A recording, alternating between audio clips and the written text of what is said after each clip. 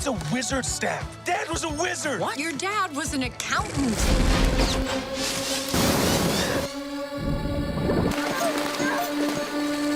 This is my fight, and I will win it. Hello, and thanks for joining us for our weekly film show with our critic, Emma Jones. Thanks for joining us. Now, it's International Women's Day this weekend, the same day that Marjane Satrapi's biopic Radioactive about the life of Marie Curie premieres in London. Emma, tell us more. Yes, indeed. After the success of films like Hidden Figures, encouraging more girls into STEM careers, and indeed seeing more women's stories on screen, Iranian-French director Marjane Satrapi brings us Radioactive, the story of Marie Curie, and she's played by British actress Rosamund Pike, while another British actor, Sam Riley, plays her husband Pierre. Now, this should resonate with Parisians, actually, because Paris was very much the place where the Curies spent their entire married life, although Marie Curie was born in Poland. She's a brilliant woman in the sense that she won 2 Nobel Prizes in 2 different scientific disciplines. And she also, of course, discovered the element radium, which led to X-ray treatments, modern cancer treatments. For such an outstanding woman, though, the film really focuses heavily on the Curie's domestic arrangements, whether it's her passion for her husband or her dilemmas at really being a working mother. And perhaps that's because Satrapi wants to show that they were a thoroughly modern, enduring partnership, even though during their lifetime, Pierre got a lot more recognition than Marie did. Well, OK, well, France 24 actually spoke to the actors Rosamund Pike and Sam Riley about the challenges of making the film. I think it was very clear to me that she sort of lived her science. She did want funding for her science. She did not want all the attendant publicity and glory. And I think neither of them did, really. But in the film, we slightly suggest that Pierre was swayed by it a little bit more, but in a way because you need some sort of conflict. They had such a harmonious marriage that one of the challenges of the film was finding potential rifts. An argument to have. Because I think they really did have a tremendously enviable life-work partnership. I've run the same test 6 times. I get identical results. My instinct is that there is another element that's skewing the results. You think you found an undiscovered element? If you're laughing at me, then I'm... No, I'm not laughing at you. That's exciting. Marie Curie is a brilliant subject for a biopic. Does it work? Indeed, I think the actors are both amazing. It's the direction that pulls it down in some parts. I think a lot of audiences are getting bored of the biopic, which is a gallop through somebody's life, through all those major events, and Radioactive is one of those films. And there's also a couple of bizarre inserts in the films where she looks to the future about what Marie Curie's discoveries will do for modern life in the 20th century. Now, I don't think the film has the budget, really, to portray sci-fi accurately, and so that doesn't work. I think it's a shame because Satrapi is such a good director if you think of Persepolis or The Voices, and I wish she'd lingered on what really does work in the film, which is Paris at the end of the 19th century, and also Curie's intellectual brilliance, which is ably played by Rosamund Pike. Sam Riley also does a great turn as the underrated Pierre Curie in this movie, who's a very modern, encouraging husband. OK, well, you can see our interview with the 2 actors. It's coming very soon on France 24. OK, moving on now to Pixar's latest offering, Onward. Is this another film where the adults like it as much as the kids? Isn't it always the case? It's a fact that this is 25 years this year since Pixar first released Toy Story, which of course was a game changer in animation. I don't think Onward is a game changer, but I think it's a lot of fun. And it's set in a mythical and magical kingdom called New Mushroom Ton, which was once a really magical place. And then its inhabitants began to trust consumerism over their own magical abilities. And so you've got nice little touches in the film, such as them eating in Burgershire and the unicorns scavenging in bins because they've forgotten how to feed themselves. The story centres around 2 elves. One is called Ian, and he's voiced by Tom Holland. Ian's about to turn 16 and he's full of high school angst. The other main character, the brother, is called Barley. He is voiced by Chris Pratt, who is really challenging his inner Jack Black in School of Rock, because Barley is a heavy metal fan, he plays Dungeons and Dragons, and he drives a very rickety old van called Guinevere. But Barley still thinks that magic exists in the world, and so when a chance comes to cast a spell which is going to bring their dad back, because they lost their dad to illness when Barley was very young and Ian had yet to be born. So that chance comes, Barley seizes it. The spell goes wrong, only their father's legs come back. And so the brothers are involved in a quest against time to try and bring dad back. OK, well, let's have a look at Onward.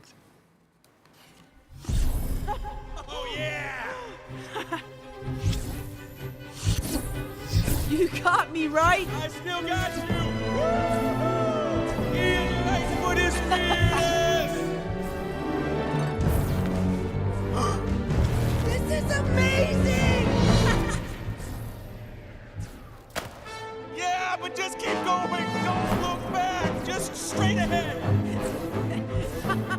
You still got the rope, right? Yeah, I got it.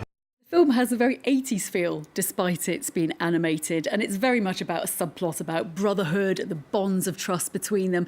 It's also about appreciating the people in your life while they're still there, and that's very much something the brother's mother can probably relate to. She is voiced by Julia Louis-Dreyfus, because she's slightly unappreciated. She's the parent who's always been there. And of course, it's full of Pixarisms, which is really do not let the magic inside you die.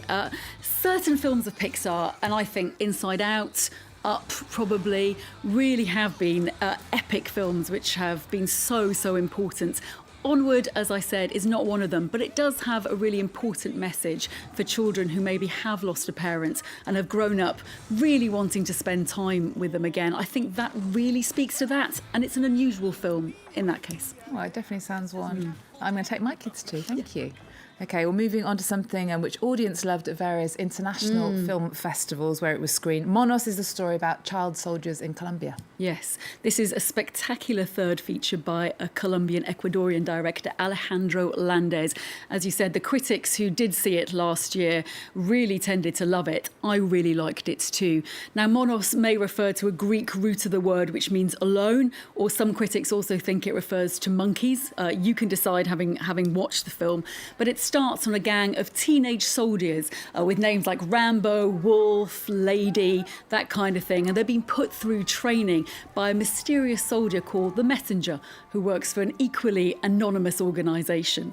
And he gives them a cow named Shakira for some reason, a cow to look after, and then disappears into the jungle. And they're also charged with looking after an American hostage known as Doctora.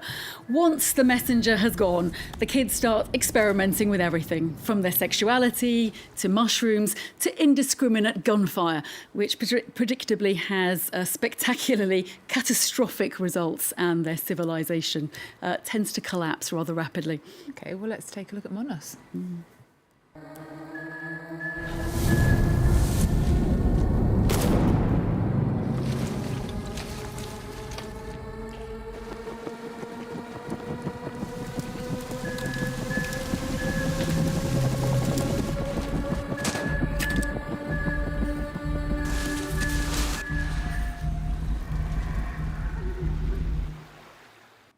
Well, Monos becomes this blurred, surreal nightmare, and the amazing scenery, as you saw from that clip there, from the spectacular mountain vistas of Colombia down to the river and the green jungle, they entrap not just Doctora, the hostage, but the children themselves. And predictably, with a breakdown of social order, everything goes a bit Lord of the Flies, and fans of William Golding's novels are going to find a direct homage in Monos to that. To mention the cinematography by Jasper Wolfe and the eerie soundtrack by Mika Levi. They're all wonderful, as are some of the performances, particularly by someone called Sofia Buenaventura, playing the androgynous Rambo, who is really the first to discover that there's no fun in child soldering whatsoever. Thinking of some of the great films of the last decade about child soldiers, particularly War Witch, Johnny Mad Dog, Beasts of No Nation. I wouldn't say Monos is really in this canon. It's far more anthropological in that it's got less narrative. It really is looking more as an experiment to what happens to teenagers when adults are no longer around. Okay. Very interesting. Finally, a documentary that's been years in the making, and it's perfect for International Women's Day this Sunday, a documentary called Woman. Yes, simply called Woman. And really, in some ways, you could take it as a cinematic equivalent of a large coffee table book. It's beautiful to look at, in that there are really inspiring images and really inspiring things said. But that is not to negate it as a vanity or a fashion project. Woman was directed by an Ukrainian director, Anastasia Mikova, and French photographer Yann Arthus-Bertrand. They documented around 2,000 women from 50 countries. And so you can hear women talking in the first person to camera about some of the things that affect them most in life. And it's no holds barred in the sense that they talk about birth, marriage, death, love, sex, but also war and rape as well. And I think the first scene is a woman talking about abuse. And so that really shows that it's not going to be inspiring abstract thoughts from women. And particularly moving, I found some of the testimonies from women who had been victims of acid attacks, for example, and who had been disfigured. Women is designed as more than a documentary. It's designed as an educational project. What I really like is for more than 2 hours, you get to hear women's voices speak, and you don't often get to hear that in every country. So from that point of view, it's an incredibly empowering experience. Okay, great. Emma, thank you so much for joining us. Now Pleasure. we're going to leave you with Woman. Remember our website. We're also on Twitter, Facebook and Instagram. There's more news coming up on France 24 after this. Empower gila ko nga babae. Ito siyempre, kung hindi ko pag-i-voice out, kag pakita ang ako niya kapasidad. Women have opened their eyes. The women will fight for their rights.